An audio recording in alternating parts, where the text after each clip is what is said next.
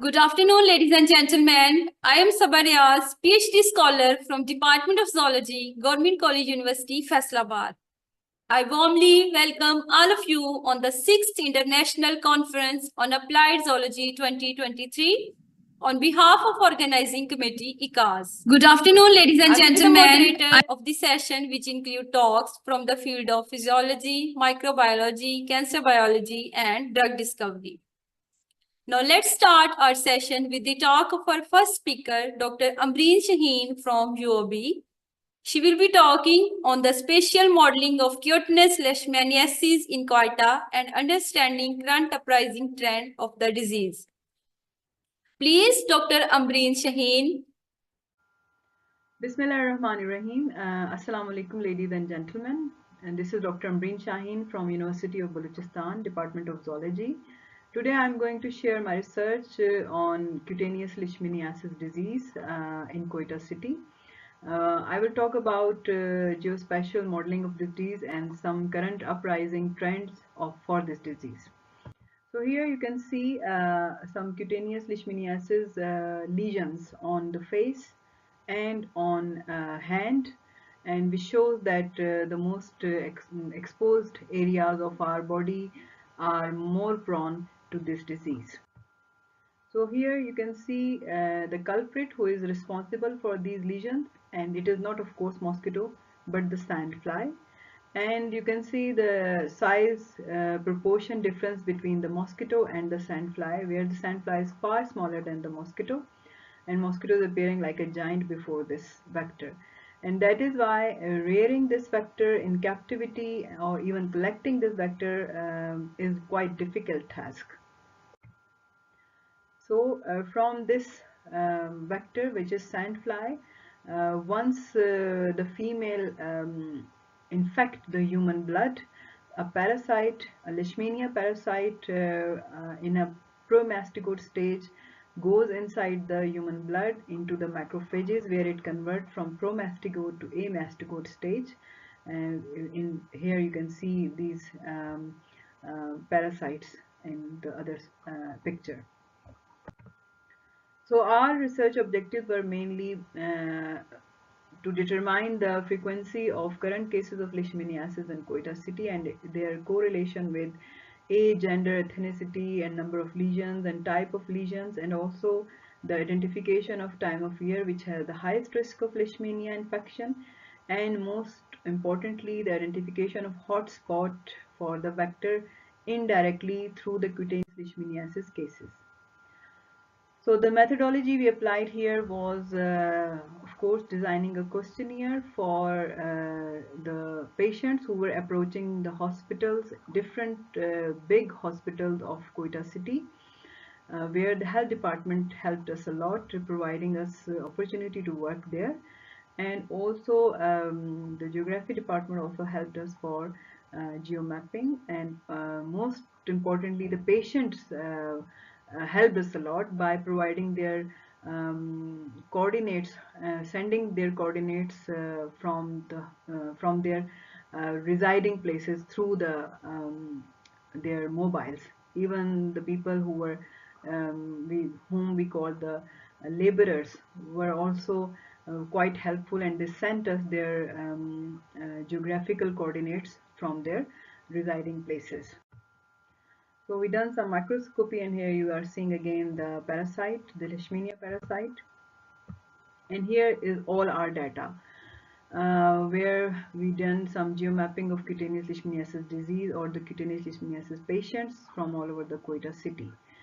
Here these red dots are the places where most cases were reported, like the frequency was 10 or more cases were present in these areas. And these are areas, when we studied them, these are areas where basically were those areas where mostly Pashtuns and Persians lived. For example, Kharotabad, Pashtunabad, Mariabad, Benazir Hospital, which is quite near to Mariabad, and Hazara colony in Hazara in Beruri Road. So these were the areas where most of these Persians and Pathans lives, which shows some kind of traveling and traveling trends, like the people, mostly the Pashtun, Afghan Pashtuns and Hazara community, who mostly travel to Afghanistan and to Iran respectively. So once the geomapping is done, then we analyze our questionnaire data, where most of the ethnic community were Pashtuns and Hazara community, which again shows that the questionnaire based data is coinciding with the geomapping, that most cases reported were Pathan and Persians, and it shows that somehow traveling and familial links to the Afghanistan and Iran are playing some role in transmittance of this disease. And mapping of lesion sites shows the same thing which I told you already, that most exposed areas of our body, hands, face, feet, legs, are reported with more lesions, and these lesions were from 1 to 3 centimeters in size, which show that these infections were quite fresh. Because as the infection become older or become dormant, the lesion size increases. So if the lesion, most of the lesions were 1 to 3 centimeters size, which means they are quite fresh, like the people who got infected recently. And the seasonal variations shows that August, September and October are the months where we found the highest incidence of this disease, which may be associated with the high rise in temperature and somehow humidity as well. And some other trends were also recorded, like profession wise, mostly young students up to 19 year of age, and housewives were highly affected group with cutaneous leishmaniasis disease, and this may contribute to the outdoor activities, animal care and farming, which is mostly associated with the household wives. Plus environmental factors also shows some relation to the prevalence of cutaneous leishmaniasis, like the people who were sleeping outside shows increased in cutaneous leishmaniasis incidence compared to the people living inside. And as far as age distribution is concerned, younger people were more exposed to the environment, hence shows more prevalence of this disease compared to the older people. Also, the travel history has shows some had showed some relationship, like travel exposes people to various context and disease vectors. House structure, brick built houses shows less cutaneous leishmaniasis incidence compared to the older and mud built houses, and the reason probably could be that because in mud built houses there are more rats and dogs and animals, and from literature we know that rat and dogs are the reservoir host of the parasite. So this is also a thing which we have recorded. Another thing, that repellent, the people who were using repellent on their skin showed less cutaneous leishmaniasis lesions compared to the people who were not using repellents. And there were two types of lesions were recorded. One is active lesion, as I discussed with you earlier, that active lesions are those lesions of smaller size, and there were more active lesions, that is 66% were recorded of active lesions, mean they were weeping lesions, and while dormant lesions were only 34% almost. So understanding lesion type is also essential for taking some preventive measures while managing this disease.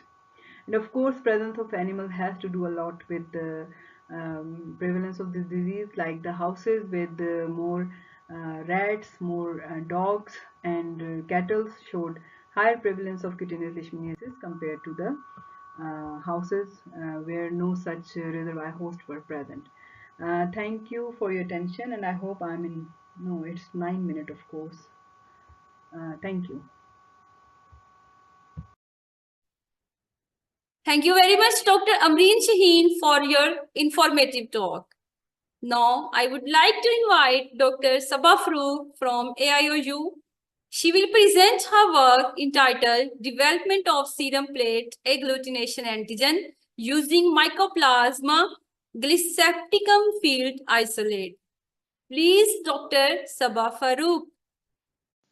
Bismillahirrahmanirrahim. Assalamu alaikum. I'm Dr. Sabah Farooq from Department of Biology, Allama Iqbal Open University. And on 6th International Conference on Applied Zoology, I am going to share with you some insights about development of serum plate agglutination antigen using Mycoplasma glycepticum field isolate. We all know that in Pakistan, poultry sector is playing an important role in provision of major source of animal protein for human health and nutrition. But this sector has been continuously exposed to challenges like infectious diseases, both by viruses and bacteria. Mycoplasma glycepticum is an etological agent of respiratory infection, may cause chronic respiratory disease when complicated by secondary pathogens like Newcastle disease virus, infectious bronchitis virus, and E. coli. In the absence of these secondary pathogens, Mycoplasma glycepticum infections may be asymptomatic, and that is why they can be overlooked. The important route of transmission of infection for Mycoplasma glycepticum is that it follows vertical transmission as well as horizontal transmission.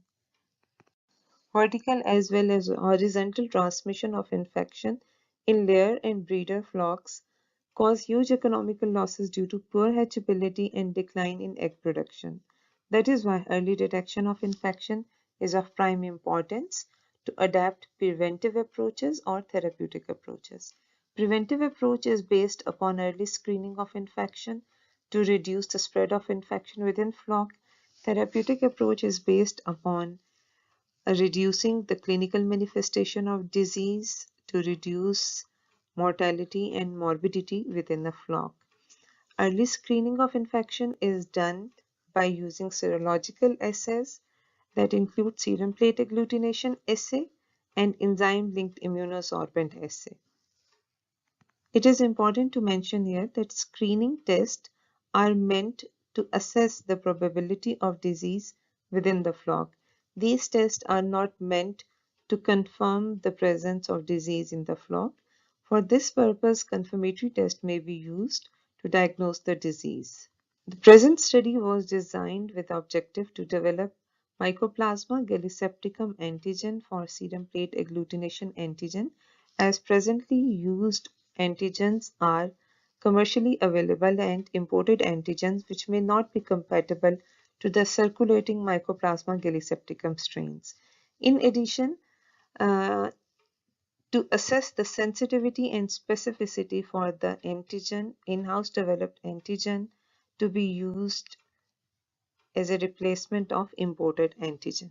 Plasma glycepticum was isolated from an infected poultry flock and grown according to the protocols mentioned in OIE manual. For this study, all the protocols for the preparation of antigen were followed as mentioned and recommended by OIE manual. So, Mycoplasma glycepticum colony was grown on Mycoplasma glycepticum agar. Here you can see a fried egg-shaped colony of Mycoplasma under 40x magnification using stereo microscope. These colonies were further confirmed by PCR by using species-specific primers. Preparation of Mycoplasma glycepticum antigen was carried out by cultivating Mycoplasma glycepticum field isolate in broth culture. The broth culture was enriched to enhance the volume. Further, the enriched culture was inactivated by addition of 0.5% phenol. Inactivated culture was then centrifuged to harvest the pellet. The pellet was suspended in phosphate buffer saline to get concentration of 100 microgram per ml, and then it was mixed with crystal violet, which was used as dye. To the final concentration, thiomersate solution 0.01% was added as a preservative. The whole suspension was vortexed to get a homogenized solution of serum plate agglutination antigen. To this antigen was evaluated for sensitivity, specificity, and shelf life. In order to evaluate the sensitivity of in-house developed Mycoplasma gallisepticum serum plate agglutination antigen, it was compared with the imported antigen which was commercially available. For this purpose, 300 sera samples were used. These sera samples were tested by using in-house Mycoplasma gallisepticum antigen in a preheated state. As a result, it was found that among 300, 227 appeared to be positive and 73 appeared to be negative. There was no suspicious sample. Suspicious sample is the sample which did not give positive test within the recommended time period. So positive sera sample were then heated and then diluted. Again, these were tested by using in-house antigen. Among those positive sample, after heating and dilution, 205 were considered as confirmed positive samples, whereas 6 appeared to be negative and 16 were suspicious sample. Whereas same sera sample were tested using imported Mycoplasma gallisepticum antigen commercially available with the brand name of Charles River. When heated sample were used, imported antigen gave result as 210 positive sample, 19 negative sample and 0 suspicious sample. After heating and dilution of 210 samples, 198 appeared to be positive, 2 appeared to be negative and 10 appeared to be suspicious samples. Here you can see this is the test done utilizing imported antigen, the negative control and the test done using in-house antigen. Here you can see in this table the total positive samples, total negative sample. The statistical analysis was done by using Fisher's exact test. To assess the specificity of serum plate agglutination antigen of Mycoplasma gallisepticum, cross-reactivity of the prepared antigen was tested against sera of different pathogens including Salmonella plurum, Pastorella multocida, Mycoplasma synovium, infectious bronchitis virus, infectious bursal disease, reovirus, and infectious laryngotracheitis virus.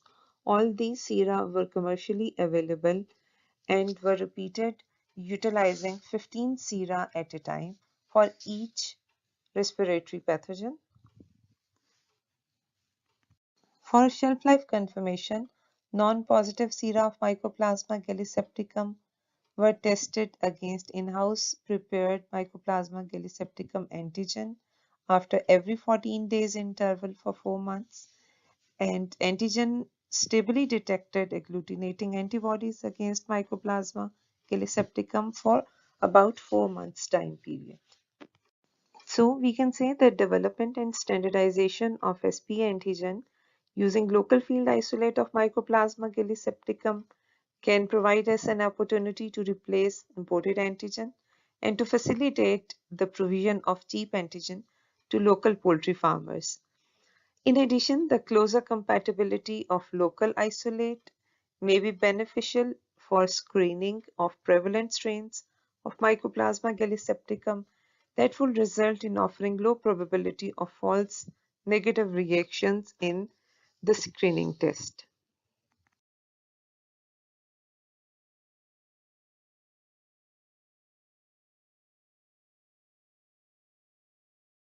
Thank you so much, Dr. Sabah Farooq, for delivering such an informative talk to our audience. Now, moving forward, I am highly obliged to welcome Saida Suraya Sani from Government College University, Faisalabad. She will be talking on the antibacterial activity of aqueous and methanolic extract of mentha paprika against pervasive bacteria isolated from Urial, the Ovis vigni. Please, Saida Suraya Sani.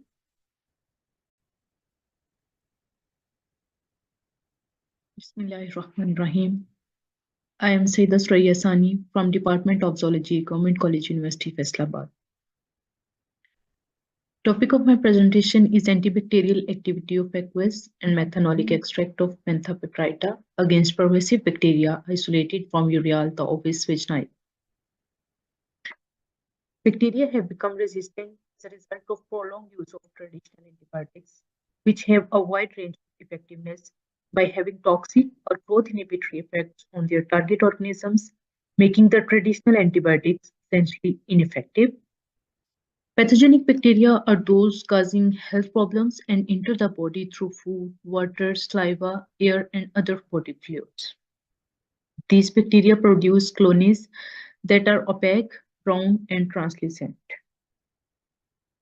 Like other animals, wild sheep can be exposed to antibiotic through a variety of routes. These antibiotics can have negative impact on the health of animals. Mentha piperita, a type of perennial plant, is widely distributed all over the world. It may have different effects on the body of the organisms. Peppermint was purchased and washed 3 times in running water, and these were identified by a plant taxonomist. Stem and leaf were dried separately for 6 to 8 days in the shade, and their fine powder was poured in the separate sterile polyethylene bags. Peppermint extract was prepared using 70% methanol. This methanol extract was made using both the standard and solvent apparatus technique. In conventional method, powder was balanced and dipped in methanol for overall concentration of 100 ml in beaker for 10 to 15 days. Then it was filtered by funnel using filter paper. Peppermint powder was placed into the thimbles and closed with pins. Then these were put into the sausage apparatus with methanol. After about 7 to 8 hours, extract was prepared of cyclic systems of the apparatus. Solvent was converted to colorless from colored, then cycles were repeated. The extract was dried on rotary evaporator. It was stored at 4 degrees centigrade in the Falcon tube in a refrigerator. Fresh samples of wild sheep were collected and almost 80 to 100 gram fecal samples were stored in the polyethylene bags safely.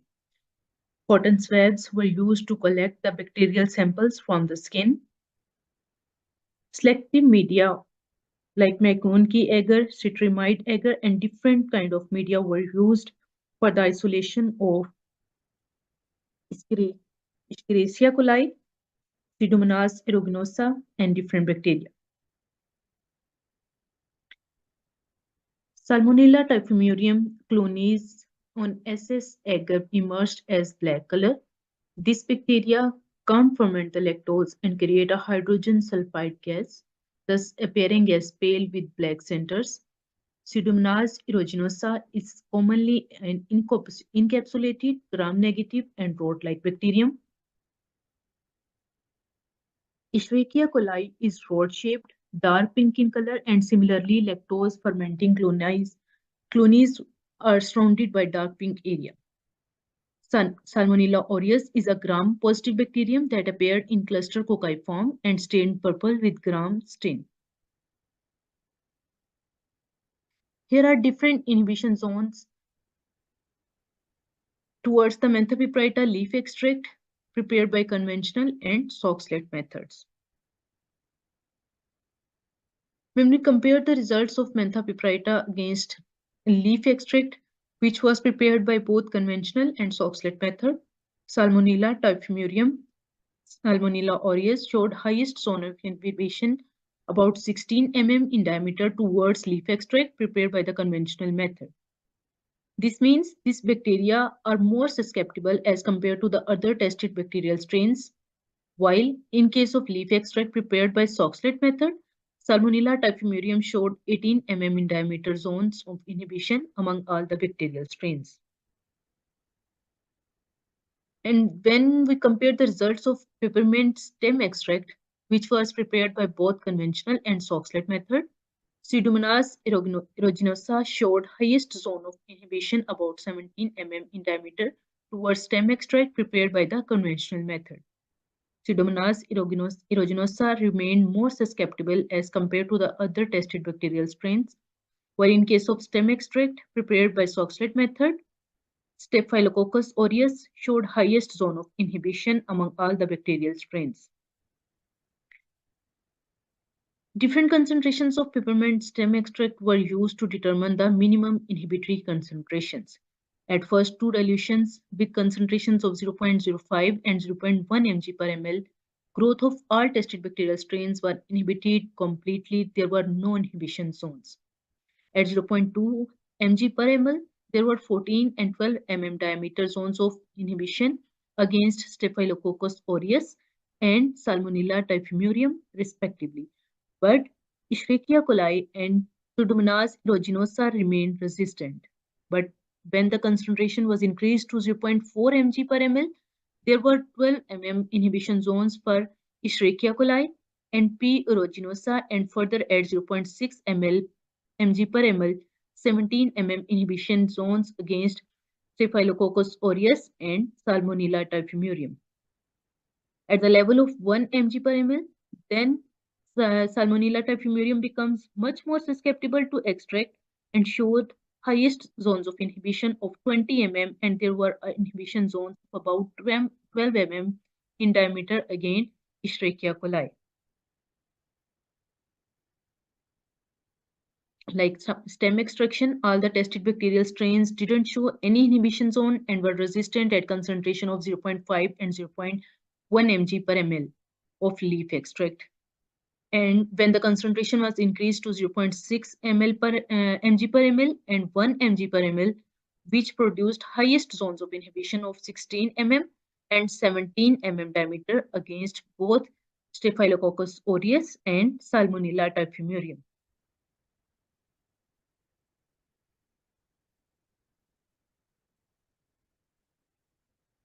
The traditional uses for menthopipritis and a wide range of medical benefits and have a considerable healing impacts.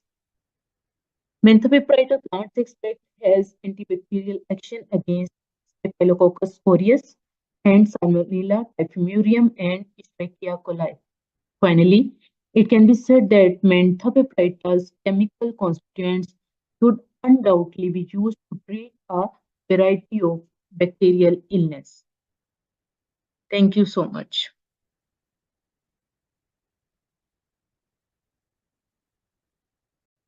Thanks a lot, Saida Surya Sani, for your informative talk. Now, moving forward, I would like to invite Ms. Rameen Khalid from University of Sargodha. She will present her work entitled Toxic Synergistic Effects of Lambda Cihalothorin and Methylcobalamin on Chicken Embryo Development. Bismillahirrahmanirrahim. Assalamu alaikum. First of all, my sincere appreciation to the organizing committee of ICAZ-2023 for granting me the privilege to present my research to the esteemed scientific community. Thank you for this valuable opportunity. I am Rameen Khalid. I have done MPhil from University of Sargodha. Today I will be discussing toxic effect of lambda cyhalothrin and methylcobalamin on chicken embryo development. First of all, introduction. Lambda cyhalothrin is a pyrethroid type 2 insecticide registered by US Environmental Protection Agency in 1988. It is a colorless solid at room temperature. It has high insecticidal activity against Hemiptera, Coleoptera, Diptera and Lepidoptera species.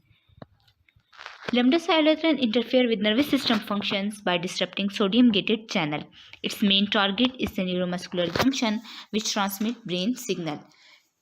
Insect poison with LCH experience continuous nerve stimulation and tremor because LCH attaches to and prevents sodium gates from shutting. These insects then lose their nervous system control and are unable to show coordination. It also induces oxidative stress and causes oxidative damage to the cell. LCH is broadly utilized as a crop spray, but its toxic effects on non-targeted species have been reported. It is linked to neurotoxicity, genotoxicity, endocrine disturbance, and male infertility in several vertebrate studies. It is extremely toxic to fish and aquatic life due to its lipophilic nature. In human, LCH exposure increases the secretion of neurotransmitters such as noradrenaline, which alter hormonal activity and disrupt reproductive functions in human. Vitamin B12, also known as cobalamin, is a water-soluble vitamin. It has its role in the formation of red blood cells, DNA synthesis, neurological functions, and in the metabolism of proteins, fats, and carbohydrates.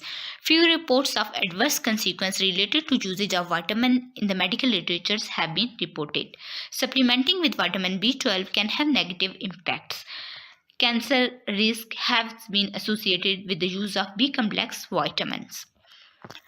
The purpose of this research is to investigate teratogenic consequences of lambda cyhalothrin in the chick embryos and the impacts of vitamin B12 in countering them. This research will be useful in anticipating the negative impacts of pesticides and the role of vitamin B12 on human population and chick embryo development. For this purpose, Gallus domesticus eggs were used. LCH DMSO in corn oil was used as a solvent, and vitamin B12 in the form of methylcobalamin tablets were used. 5 experimental groups was designed as control group, vehicle control group, lambda cyhalothrin group, vitamin B12 group, and lambda cyhalothrin plus vitamin B12 group. For this purpose, first of all, stock solution was prepared by dissolving required amount of LCH in 10 ml of solvent. Then from this stock solution, desired dose was prepared by using C1V1 formula. Methylcobalamin tablet was used to prepare vitamin B12 water-based solution. Then the egg was sterilized with 70% alcohol. Concentrated HCl was applied for creating a window with 1 ml syringe. Dose was injected through the window to the yolk sac of each egg. Then this window was sealed by using molten soft wax. Then the eggs was incubated for 14 days in an incubator, and the following conditions were maintained. Temperature was kept at 75 degrees. Temperature was maintained at 37.5 degrees centigrade, and humidity was kept at 60%. Recoveries of embryo was carried on the 14 days of incubation. 10 ml of formaldehyde and 90 ml of alcohol were used as a fixative. After 2 days of fixation, embryo was weighed in the gram, and then Vernal caliber was used for morphological measurements of the embryos. Morphometric measurements of all embryo was statistically analyzed by ANCOVA test and ANOVA by using SPSS software. Photography of 14 days selected embryo for each group was done for studying morphometric and skeletal deformities induced by toxin. Following morphological features were observed, that was crown ramp length, eye development, proper beak development, fronto-occipital related to biparietal distance for head size, upper and lower limbs, and normal dawn development. Embryos of the control group observed all have normal body development. Control group to lambda cyhalothrin group comparison generally showed the reduction of body weight and sizes of the embryos. The most affected embryonic parameter and abnormalities include protruding eyes, embryonic cataract, beak shortening or anthia, skewed neck, crooked spine, hemorrhage spot, and muscular dystrophy. Appendicular anomalies was noted as phocomelia, meromelia, shank torsion, and aberrant digit development. LCH plus B12 group demonstrated a heightened occurrence of abnormalities and teratogenic character. Following toxic synergistic effects of LCH plus B12 were observed. Majority of the eggs exhibited halted embryonic development characterized by presence of blackish sulfur content and a full odor. Teratogenic character include decrease in weight, development of embryonic cataract, evacuation, muscular dystrophy, reduction in limb size, and increased embryo mortality. This study indicated that developing embryo can develop a variety of morphological anomalies including limbic abnormalities, stunt growth, embryonic cataract, development retardation, and even death. The growth of claws and down feeder were also adversely affected when exposed to LCH.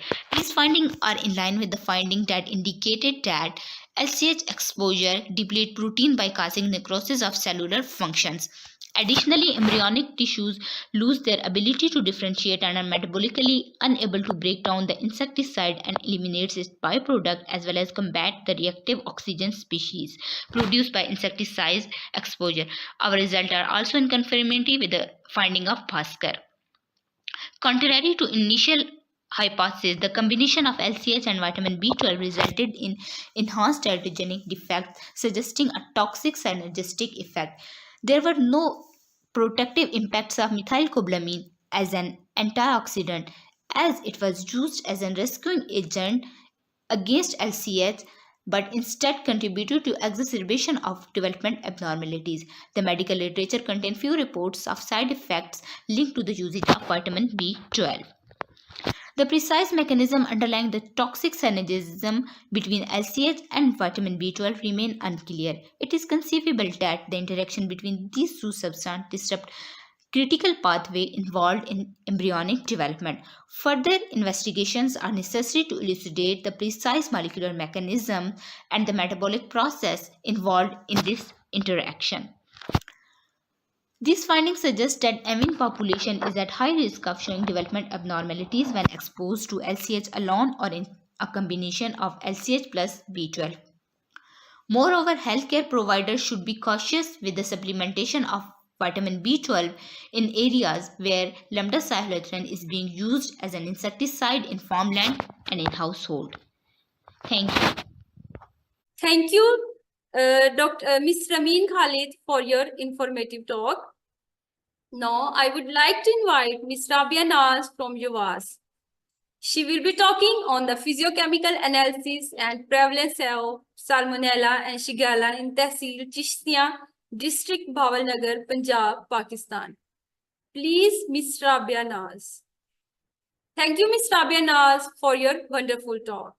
Now, I am highly obliged to welcome Ms. Aisha Imtiaz from Government College University, Faisalabad. She will present her work, Assessment of Antimicrobial, Antioxidant, and Hepatic Cancer, HepG2 cells potential of Solanum nigrum extract.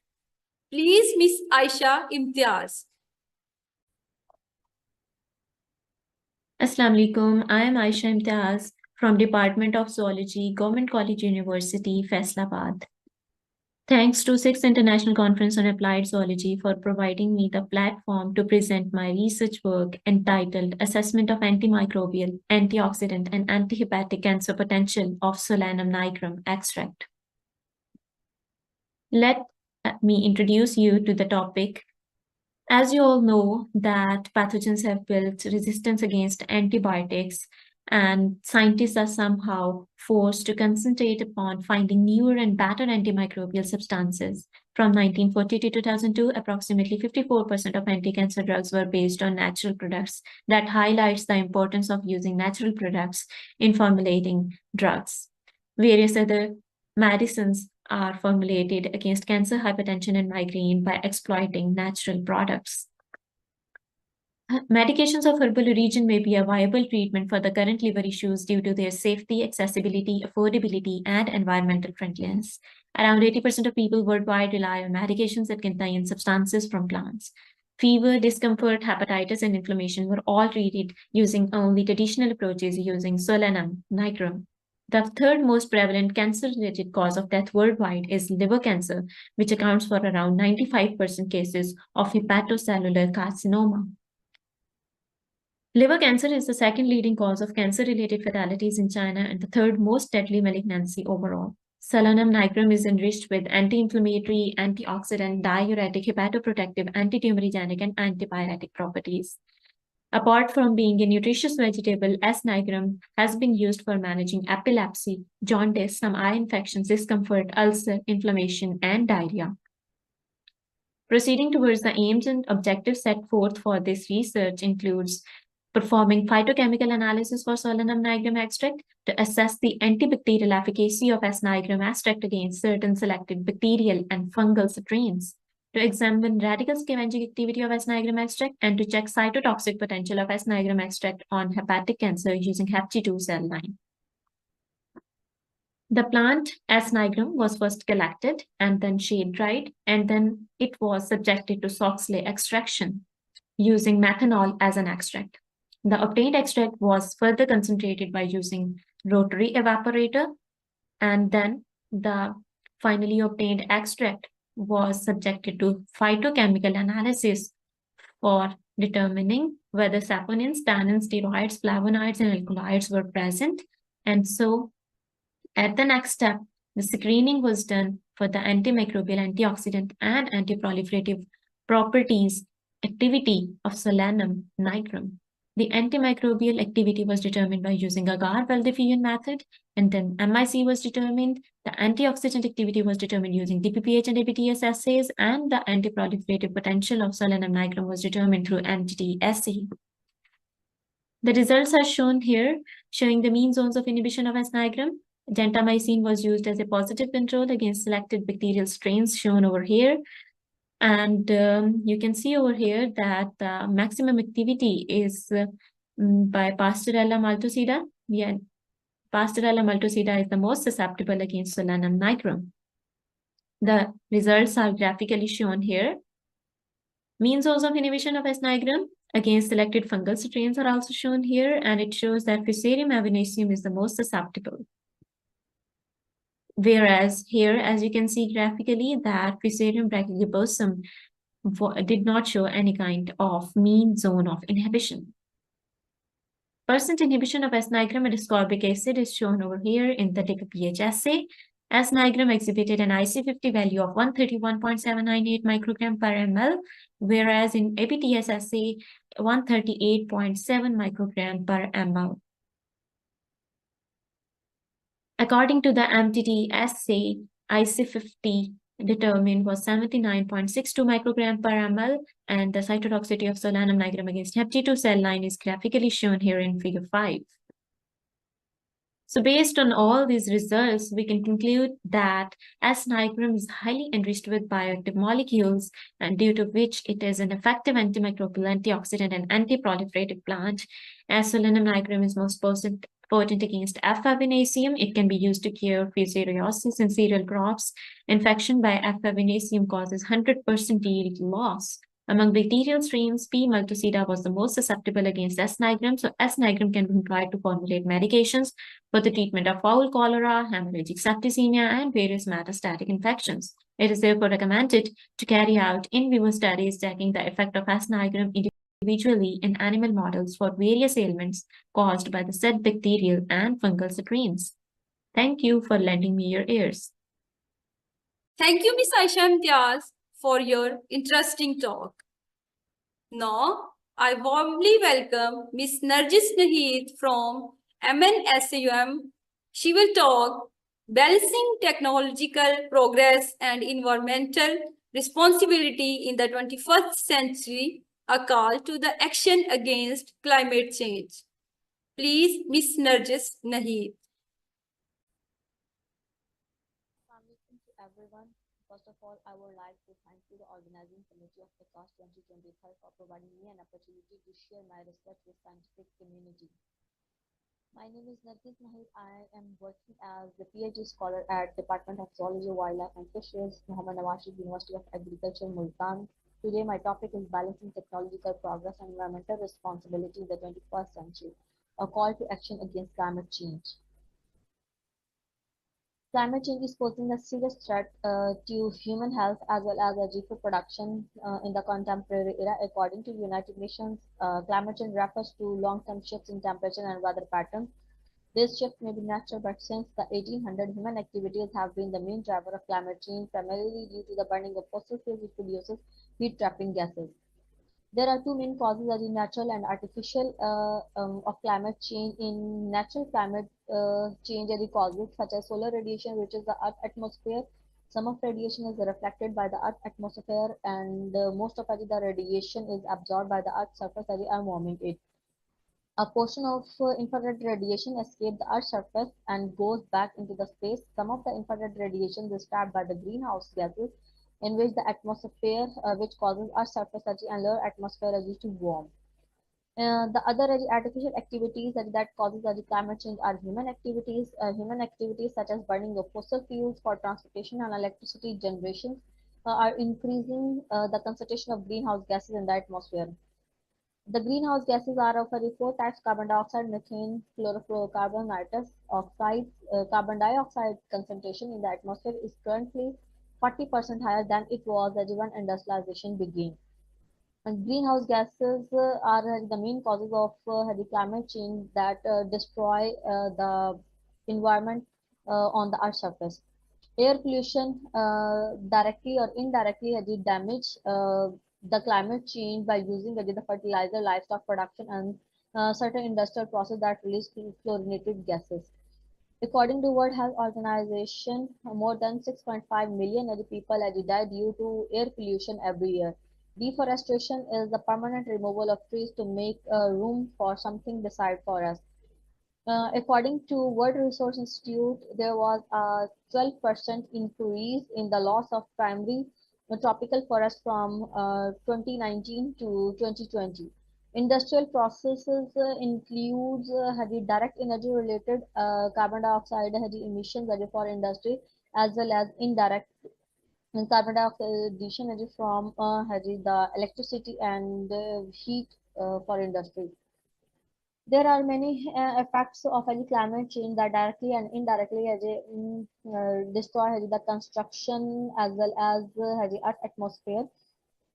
First of all, global average temperature rises every year since 1980s. 1.2 degrees centigrade rises in 2023 according to United Nations Environmental Programme. Climate change directly increases the severe weather events such as forest fires, hurricanes, and droughts. Massive forest fire encountered in Amazon forest fire, which directly or indirectly affected the diversity in the Amazon forest fire. Increasing temperature are causing the loss of ice and melting permafrost, which affects wildlife such as polar bears, renegades, and many other species. That leads to increased sea levels and the risk of flood. Deforestation and destruction of forests through weather events reduce the availability to store the carbon and provide the ecosystems. Increased ocean temperatures have caused half of the coral reef cover across the world to be lost. Climate change in Central and South America badly impact on human settlement, agriculture, ecosystem that result from both excess and reduced precipitation.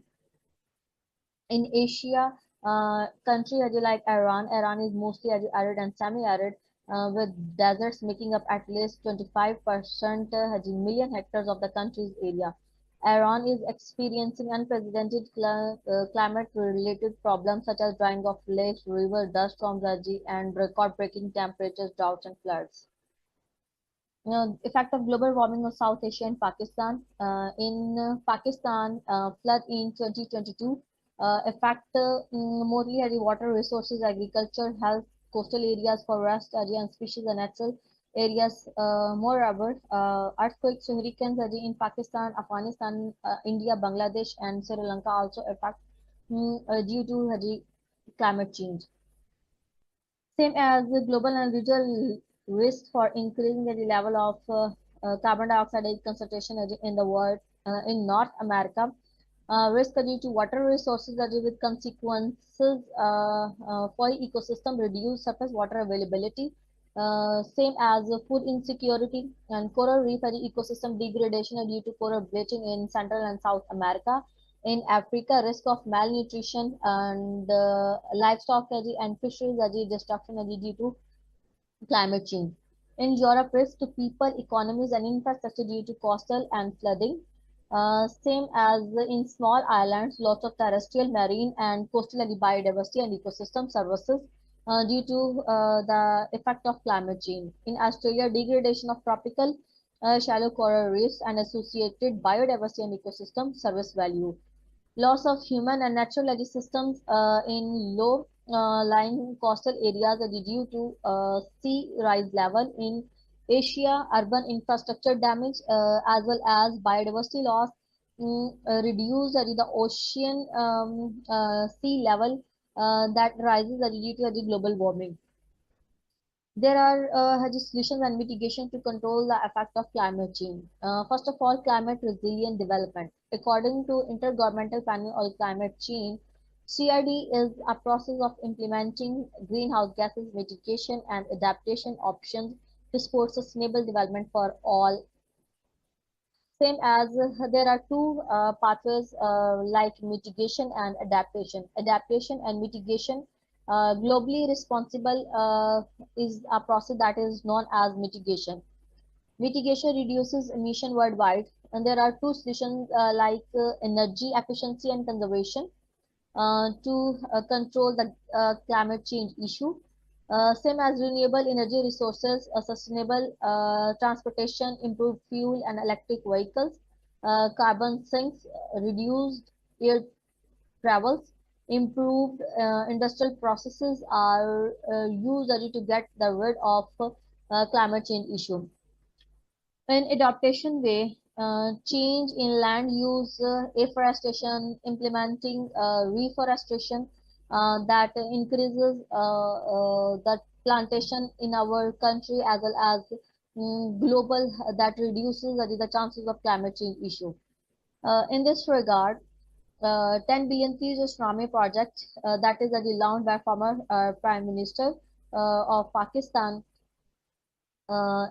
in the world that facilitated by many other country members and foreigners, uh, increasing the issues to reduce the issue of climate change. Why we measuring climate change? Climate change measure to understand the climate variability and climatic challenges at the local, national, and regional global levels. How climate change is measured over time. Earth orbiting satellites, meteorological stations, and paleoclimatological data basically are used to present day weather and climate. Climate Change Initiative of European Space Agency has launched the Climate Change Initiative to provide satellite-based climate data records that meet the challenging requirement of the community. The aim is to realize the full potential of the long-term Earth Observation Archive. Thank you.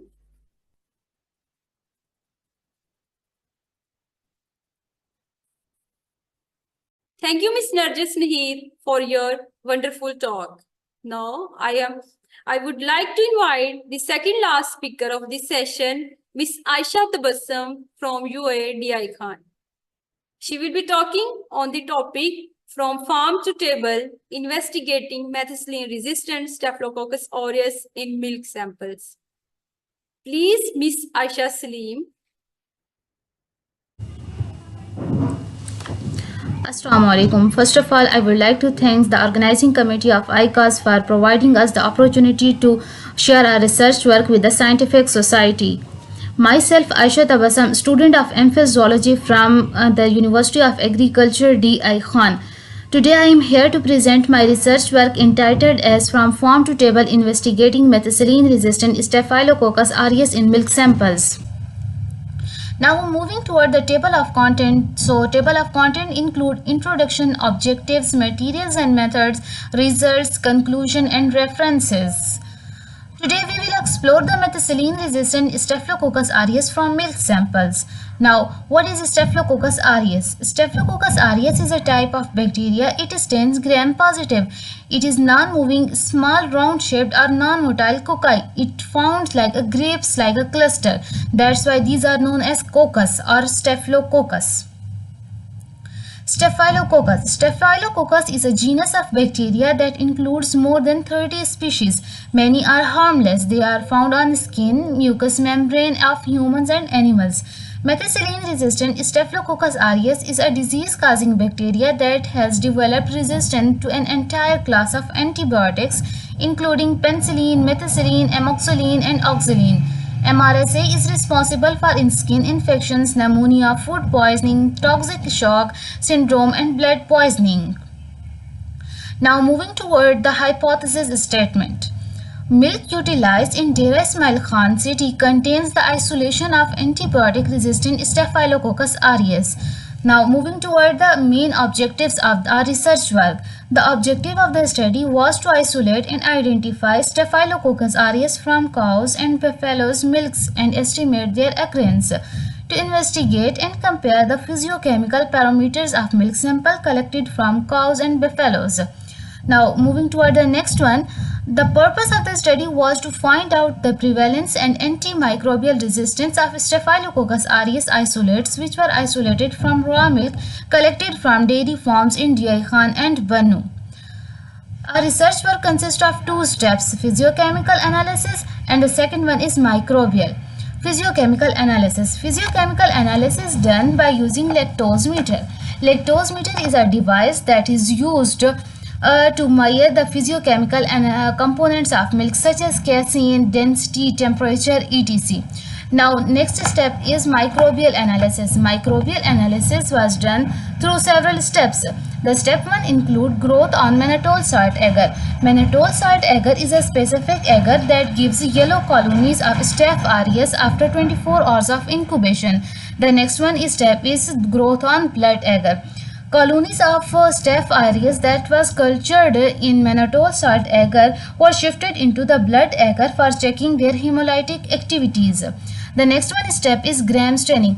Gram staining was done for confirmation. For checking the methicillin resistance using chip plate method that gives two type of results. The first one is bacteria sensitive to methicillin and the next one is bacteria resistance to methicillin.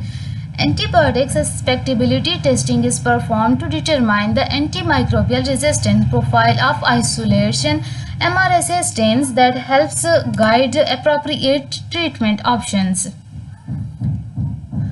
Challenges and solutions.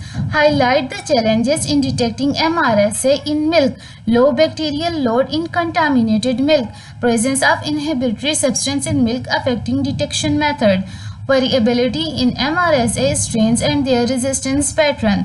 Present potential solution or improvement or overcome these challenges. Now, moving toward the prevention and controls. Strict hygiene and sanitation practices in milk production and processing are essential to prevent MRSA contamination. Responsible antibiotic use in animals helps to minimize the emergence of antibiotic-resistant bacteria. Now, public health and implications. The detection of MRSA in milk has implication for public health. It highlights the importance of safe milk consumption and raise awareness about antibiotic resistance.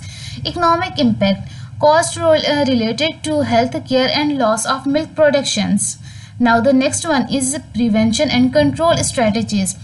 Suggest prevention measure to control MRSA in milk, improve hygiene practices in dairy farm and processing facilities, antibiotic straw ships to minimize the use of antibiotics in dairy animals, regular monitoring and surveillance of milk and dairy products from MRSA contamination.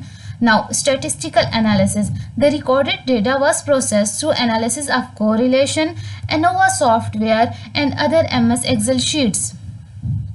Conclusion. Based on the data obtained in our study, it can be concluded that there is rapid increase in microbial load and antibiotic resistance in milk distributed in Diyai Khan. The primary reason behind the microbial contamination of milk is the milking of cows with infected udders, unhygienic machines, milking practices, inadequate equipment, cleanliness and proof washing practices, as well as improper storage conditions. Unfortunately, due to lack of awareness and negligence in this area, these issues persist.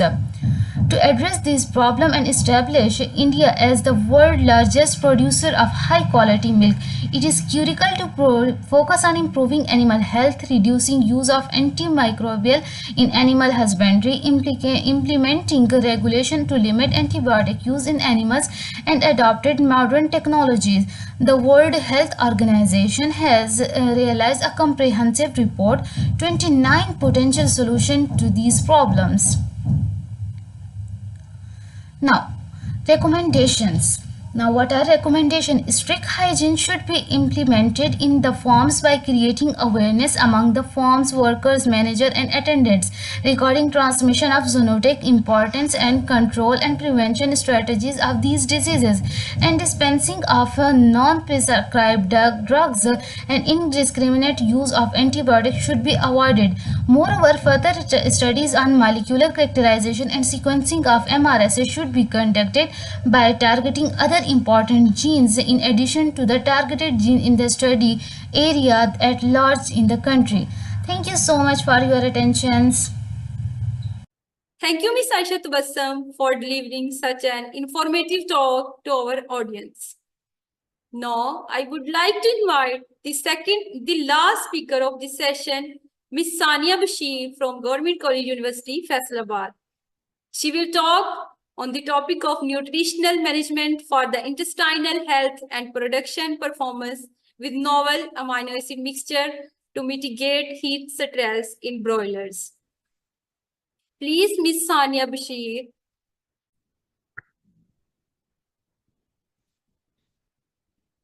Assalamualaikum everyone. My name is Sania Bashir. I have done MPhil in Physiology from UAS Lahore. First of all, thank you to the organizing committee for arranging this conference and for giving me the opportunity to present my work. The topic of my presentation is nutritional management for intestinal health and production performance with novel amino acid mixture to mitigate heat stress in broilers.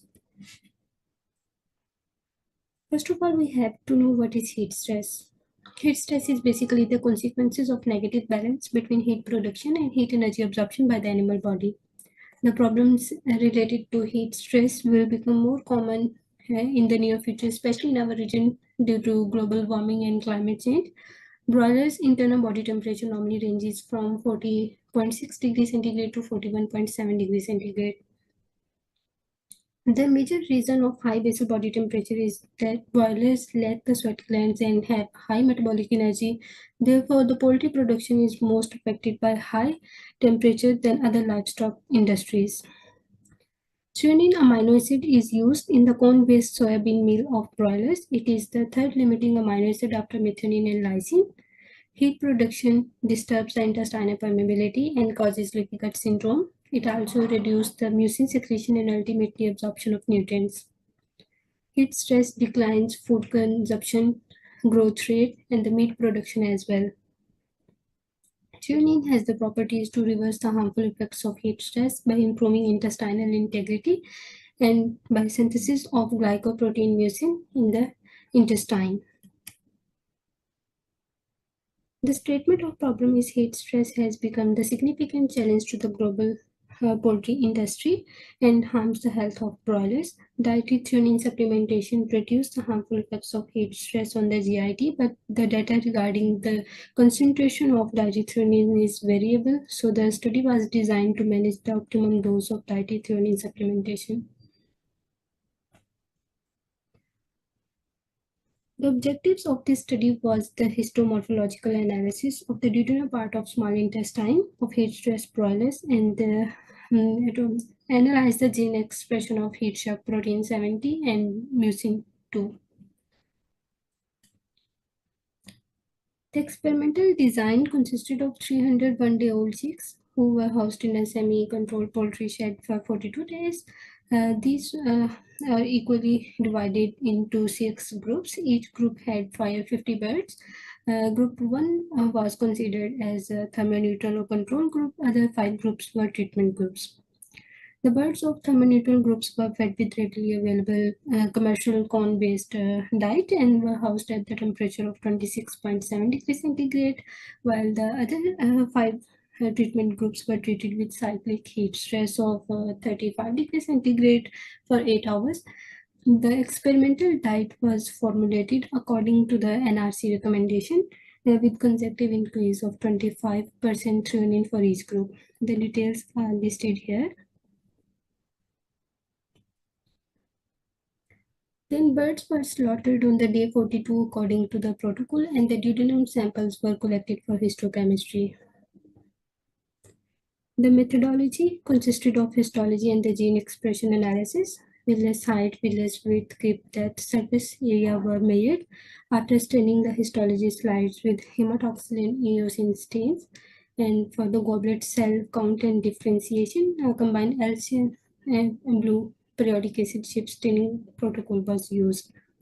For gene expression of heat shock protein 70 and mucin 2 genes, real-time PCR was performed by using the trizole method.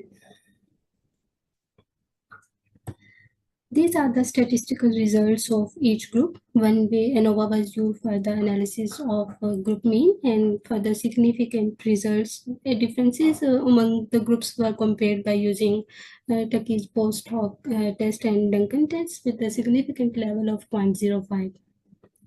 According to the results, the village width, village surface area, acidic goblet cell, basic goblet cell, and the total goblet cell count were highly significant. These are the significant values of all groups. These are the stained sample slides of each group.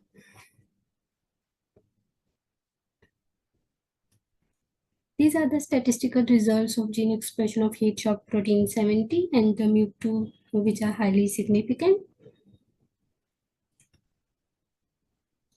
And these are the graphical representations of heat shock protein 70 gene expression. And it's clear from the graph that the heat stress was increased in the group 2 when group 2 when the basic diet was given with the exposure of 35 degrees centigrade temperature, but the heat shock protein 70 gene expression was gradually down-regulated when threonine concentration was increased in each group. This is the graphical representation of gene expression of MUC2 of the duodenum. The exact opposite trend was observed in this case in group 2.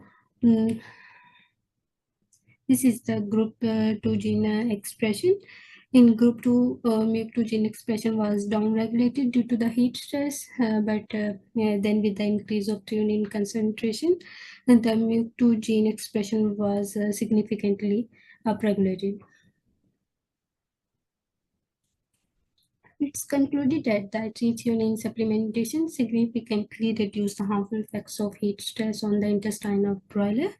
And then upregulation of mucin 2 gene expression depicts that the increase in the acidic goblet cell. The increase in acidic goblet cell improves the intestinal health and by maintaining the mucosal barrier for prevention of microbial and pathogenic invasions, and it also increases the absorption of nutrients, which ultimately improves the overall health of broilers. Thank you for your attention. Thank you so much, Ms. Sania Bashir, for your wonderful talk. Here the session has ended. Now it's time for our next session. Stay connected. Thank you very much.